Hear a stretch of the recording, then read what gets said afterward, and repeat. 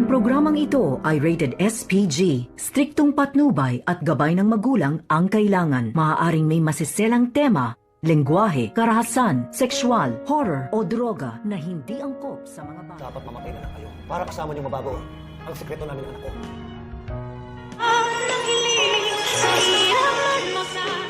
Ito pala ang nangyari dito kay Don Pepe bago ma-cardiac arrest ito dahil tinanggal pala ni Doc Carlos Benitez itong oxygen na nakaalagay dito sa bibig ni Don Pepe. Kaya naman, nagtataka itong si Doc Lendon Javier at itong si Annalyn na kung bakit nagkaganoon na nag-cardiac arrest nga itong si Don Pepe.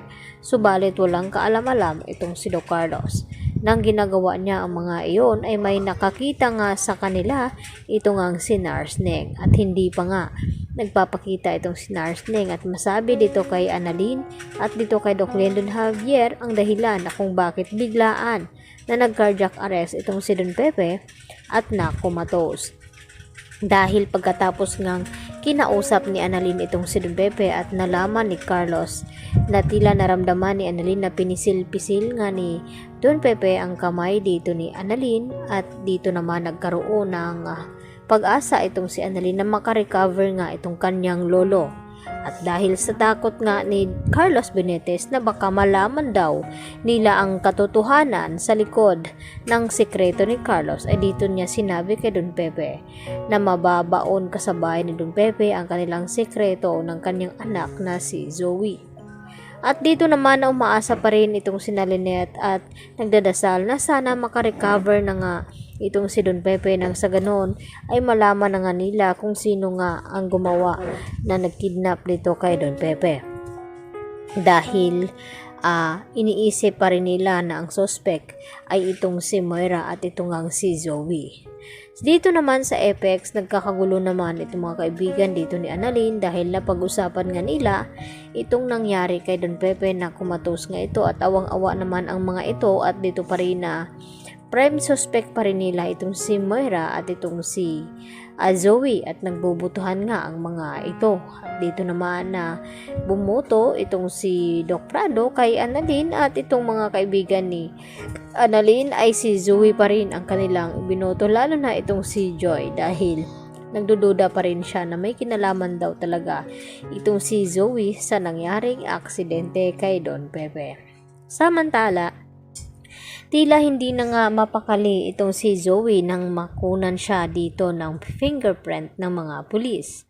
Dahil alam niya sa kanyang sarili na nahawakan niya nga itong medical supplies na dinala dito ni Carlos Benitez upang gamutin ang kanyang sugat at ginamit naman ito ni Zoe kay Don Pepe at pati na itong si Carlos. Kaya naman, nag-iisip itong si Moira na kung paano nila malulusutan itong DNA, itong fingerprint na ginagawa ngayon ng mga pulis at ni Giselle. At dito tila tuliro itong si Zoe habang nag-iisa sa kanyang kwarto at parang nababaliw na itong si Zoe habang nagmamaniho nga ng kanyang kotse at may biglang tumawid at dito naman nataranta na nakita at nasulya pa ni Zoe kung sino nga itong tumawid at ito na nga si Don Pepe. At magtataka naman ang mga ito na kung bakit parang tuliro at nawawala na nga sa pag-iisip itong si Zoe dahil kinakain na nga siya ng kanyang konsensya ngayon. At dito nga na sinasabi ni Moira na kumalma itong si Zoe baka mahahalata siya ng mga kamag-anak dito ni Don Pepe lalo na itong si RJ at Giselle. At sinisisi pa nga ni Zoe itong si Annalyn sa nangyaring cardiac arrest dito nga ni Don Pepe dahil sa suggestion ni Annalyn na yun nga ang gawin na sa kanilang operasyon. Subalit hindi naman kasalanan ni Annalyn ang mga iyon.